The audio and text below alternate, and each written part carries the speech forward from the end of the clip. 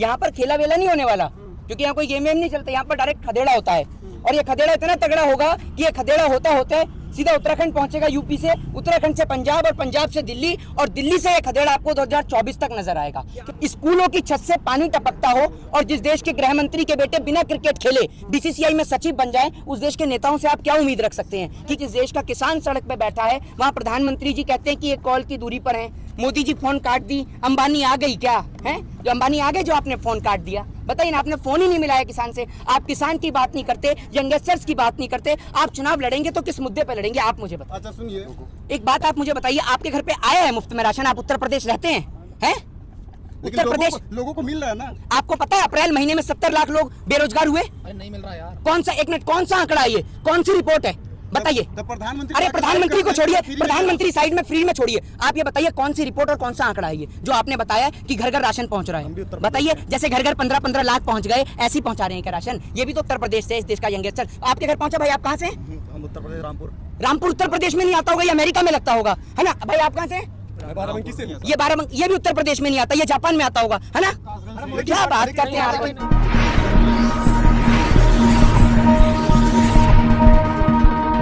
देखिए ऐसा है कि पश्चिम बंगाल, जो कि वहाँ पर फुटबॉल खेला जाता है, तो वहाँ हुआ खेला, लेकिन यहाँ पर फुटबॉल तो खेला नहीं जाता। यहाँ तो किसान बेचारा बैठे हुए, किसान की लाठी चलती है, तो आपको पता ही है कि यहाँ पर क्या होगा, और आप सुन ही रहे हैं सबके मुंह से लगातार। यहाँ पर खेला वेला नहीं होने वाला, क्योंकि यहाँ कोई गेम वेम नहीं चलता, यहाँ पर डायरेक्ट खदेड़ा होता है।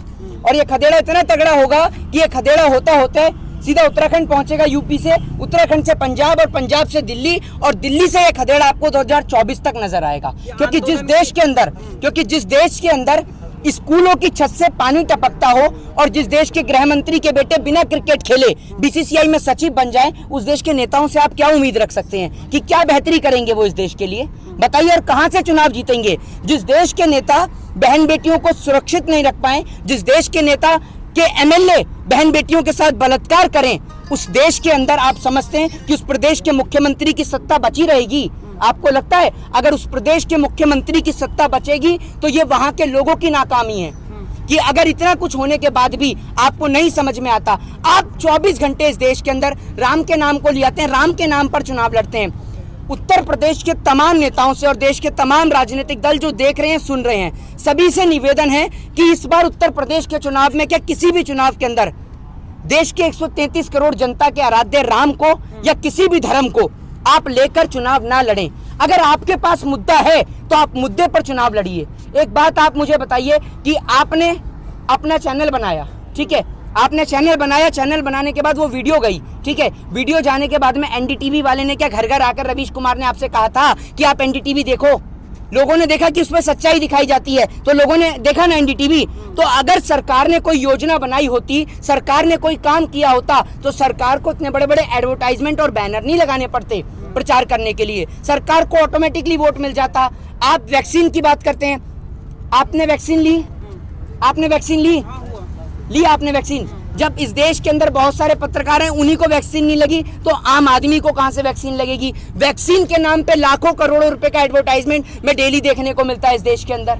हमारे देश के अंदर जिस देश का किसान सड़क पे बैठा है, वहां प्रधानमंत्री जी कहते हैं कि एक कॉल की दूरी पर है, मोदी जी फोन काट दी, अंबानी आ गई क्या है, जो अंबानी आ गए जो आपने फोन काट दिया। बताइए ना, आपने फोन ही नहीं मिलाया किसान से, आप किसान की बात नहीं करते, यंगस्टर्स की बात नहीं करते, आप चुनाव लड़ेंगे तो किस मुद्दे पे लड़ेंगे आप मुझे बताइए। अच्छा सुनिए, सुनाइए। दिल्ली में मुफ्त में बिजली देते हैं, पानी देते हैं, तो वो आप एक्सेप्ट करते हैं, लेकिन योगी जी या मोदी जी फ्री में राशन देते हैं, फ्री में वैक्सीन देते हैं, तो वो हजम नहीं होता आप लोगों को। एक बात आप मुझे बताइए, आपके घर पे आया है मुफ्त में राशन? आप उत्तर प्रदेश रहते हैं, हैं? उत्तर प्रदेश लोगों को मिल रहा है ना।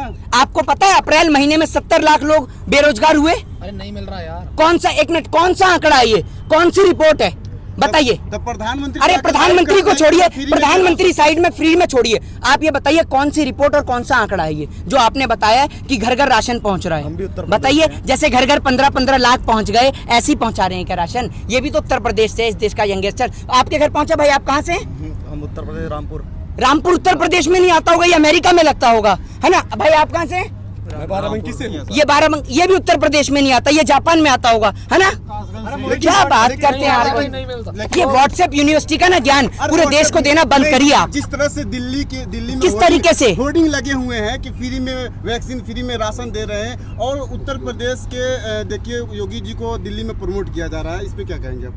उत्तर प्रदेश के योगी जी को प्रमोट नहीं किया जा रहा है, जगह जगह एडवर्टाइजमेंट किया जा रहा है। और ये पैसा इन्होंने चाय बेच के तो कमाया है नहीं, ये पैसा तो आपका और हमारा है। इस देश की गरीब जनता जो मेहनत करके टैक्स भरती है, उसके टैक्स का पैसा है। तो चाहे नई पार्लियामेंट बना लो, चाहे अपने बेटे को बीसीसीआई में सचिव बना लो, चाहे फिर आप उसके बाद में नया पीएम कार्यालय बना लो, फिर चाहे आप उसके बाद में लाखों करोड़ रुपए का एडवर्टाइजमेंट कर दो, आपको तो रद्दी भर फर्क पड़ना है नहीं। लेकिन अगर एक बिल आप वापस ले लेंगे तो आपके दिल में धक धक शुरू हो जाएगी। भारतीय जनता पार्टी के नेता सुब्रमण्यम स्वामी, मैंने नहीं कहा ये बात, भारतीय जनता पार्टी के सांसद ने इस बात को बोला है कि चीन को लेकर, कि चीन के पास आज भी लद्दाख की जो जमीन है वो उसके पास अधिकृत है, और इस सच्चाई को आपको एक्सेप्ट करना होगा। तो आप एक बात बताइए, आप उधर मुंह मत घुमाइए, इधर बात करिए। ये आंकड़ा कहां से पढ़कर आते हैं आप, जो आप कह रहे हैं घर घर राशन पहुंचाए? हंसिए मत, हंसिए मत, ये कोई मजाक का विषय नहीं है। आप तो कह देंगे कि कल को सबके घर पे 15-15 लाख पहुंच गएंगे आपके कहने से। क्या सवाल का आपके पास कोई जवाब नहीं है? महंगाई की मार की जो बात करती थी भाजपा, आजकल चुप है जी। ऐसा क्या? महंगाई की जो बात करती थी, बहुत हुई महंगाई की मार, पेट्रोल डीजल जो बात करती थी, आजकल बिल्कुल चुप है।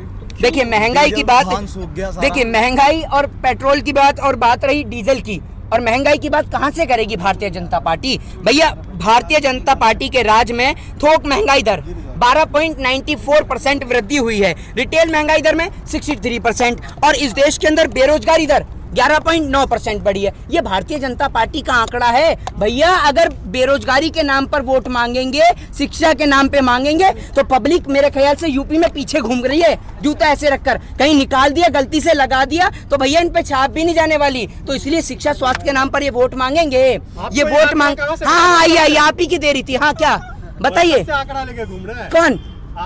मैं व्हाट्सएप का आंकड़ा नहीं लेके घूमता, ये मैं आपको बता रहा हूँ। ये अरे भाई मोबाइल में देख के बता रहा हूँ, आपके पास तो आप बिना मोबाइल के भी नहीं बताएंगे, आप तो मोबाइल देख के भी नहीं बता पाएंगे। आपको सर्च करना आता है? सर्च करना आता है आपको?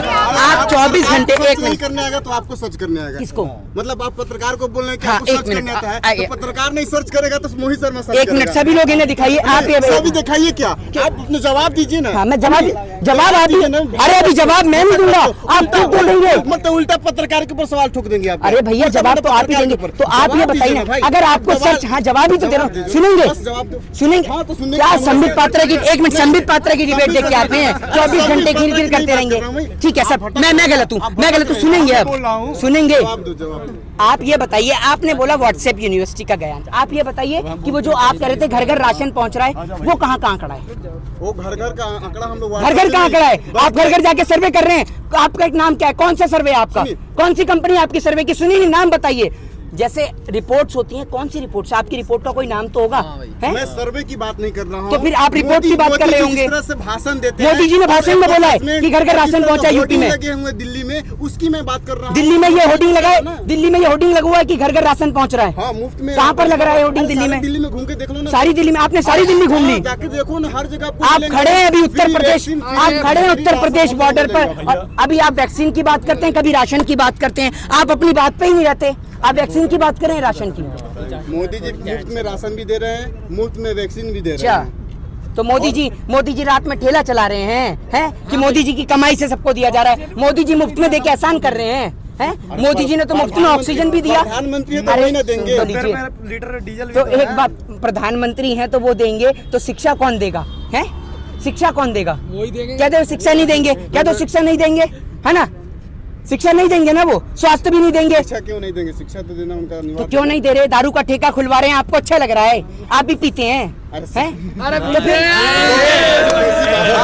लॉकडाउन लगा हुआ क्या बात दारू का ठेका खुला हुआ। इस देश के अंदर, एक मिनट सुनिए, इस देश के अंदर भारतीय जनता पार्टी के नेता पूरे देश की जनता को हिंदू, मुस्लिम, सिख, ईसाई का ज्ञान बटोरते हुए नजर आते हैं। अगर इनकी पार्टी का कोई नेता मुस्लिम दामाद ढूंढे तो इनको कोई दिक्कत नहीं, इनकी पार्टी में कोई नेता मुस्लिम से शादी करवा दे तो इन्हें कोई दिक्कत नहीं, लेकिन कोई दूसरा कर दे तो बवाल खड़ा कर देते हैं। आप पूरे देश में हिंदू, मुस्लिम, सिख, ईसाई की बात करते हैं। आप ये बताइए, आपसे सर्टिफिकेट लेना पड़ेगा, आप सर्टिफिकेट दे रहे हैं कि कौन जनेऊधारी ब्राह्मण है और कौन नहीं है? आप सर्टिफिकेट देते हैं कि कौन हिंदू है कौन मुस्लिम है।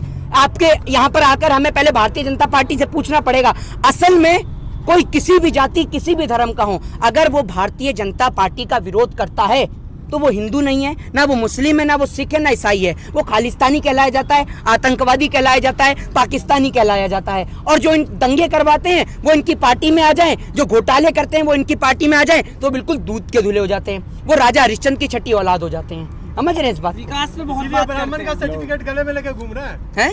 ब्राह्मण का सर्टिफिकेट मेरे गले में कोई सर्टिफिकेट नहीं है, मेरे गले में कोई सर्टिफिकेट नहीं है, आपके गले में होगा सर्टिफिकेट और आपको देने की जरूरत होती होगी। मेरे को किसी को प्रमाण देने की जरूरत नहीं है कि चाहे मैं राम को मानूं या रहीम को मानूं। आप मुझे बताने वाले होते हैं कि मैं राम को मानूंगा या रहीम को। है we are living in a 21st century और 21वीं सदी के भारत में आप जैसे लोगों के कारण आज अगर ये भारत तबाह है ना, तो वो आप जैसे लोगों के कारण, क्योंकि आज भी आप इस हिंदुस्तान को, इस वतन की वो मिट्टी जो मिट्टी आजाद हुई हिंदू मुस्लिम सिख ईसाई सभी के लहू से, और उस मिट्टी को वापस से बांटने का प्रयास करते हैं। तो अगर आप इस वतन को बांट देंगे ना, तो ध्यान रखिएगा वो दिन दूर नहीं जब आप दोबारा से किसी अंग्रेज के घर में बैठ के उसके जूते और चप्पल साफ कर रहे होंगे और दोबारा से इस देश को आजाद कराने वाला कोई भगत सिंह, कोई राजगुरु, कोई सुखदेव, कोई अशफाकुल्लाह खां पैदा नहीं होगा। और ध्यान रखेंगे फिर आपकी कलम और आपके इन पत्रकारों की आवाजें कितनी चलेंगी, क्योंकि आपने देखा वो तो शुक्र है कि अंग्रेजों के टाइम पर यह पत्रकारिता नहीं थी, वरना कुछ पत्रकार ऐसे हैं, आपको नहीं कह रहा सभी को, कुछ पत्रकार इस देश में ऐसे हैं जो अंग्रेजों के हाथों भी बिक जाते, अपने दीन ईमान का सौदा कर चुके होते। तो ये देश जाना जाता है लोगों की एकता, अनेकता, अखंडता के लिए। और आप एक बात मुझे बताइए, एक जगह है फिलीपींस जहां पर आपको ग्रेजुएशन की डिग्री पता है कब मिलती है? जब आप 11 पेड़ लगाएंगे। और एक है हिंदुस्तान जहां पर आप पेड़ को काट रहे हैं, किसके लिए? हीरो की खुदाई के लिए। समझ रहे हैं? बक्सवा जंगल को जो काटा जा रहा है। तो भैया आप एक बात बताइए, यही है मोदी जी का डिजिटल इंडिया, जहां पर आए दिन आप देखते हैं नेट सेवा बेहाल कर दी जाती है। यही है मोदी जी का new India concept, new Bharat, जिसके अंदर बहन बेटी महिलाएं रात को सड़क पे नहीं निकल सकती। तो अगर ये न्यू इंडिया है और ये डिजिटल इंडिया है तो भैया हाथ जुड़वाए मोदी जी के डिजिटल। गाजियाबाद में खड़े हैं और कपिल मिश्रा का कहना नाम बदल देना चाहिए। गाजी नाम एक कम्युनिटी को डिसाइड करता है। नाम से क्या होता भैया? भैया एक बात बताइए, नाम अगर बदलना है तो जाके उस कपिल मिश्रा से पूछिए। मुगल गार्डन जहाँ राष्ट्रपति रहते हैं, प्रधानमंत्री तो रोज वहां पर आते जाते हैं, मुगल गार्डन का काहे नाम नहीं बदल देते आप? बदलिए ना मुगल गार्डन का भी नाम, क्यों नहीं बदलते? तो सवाल यही बार बार हिंदू। अरे भैया इन्हों का काम ही यही है। अब राम के नाम पे इन्होंने घोटाला कर लिया तो राम के नाम पे कैसे मांगे वोट? तो इसलिए ये भी परेशान है। इसलिए ना ये राम के नाम पे चुनाव लड़ने वाले हैं, ना ये किसी नाम पर। ये इनको सिर्फ एक ही काम आता है, हिंदू मुस्लिम के नाम पे दंगे कराकर भारत की एकता, अनेकता और अखंडता को तोड़ने का। जय हिंद, जय भारत, वंदे मातरम।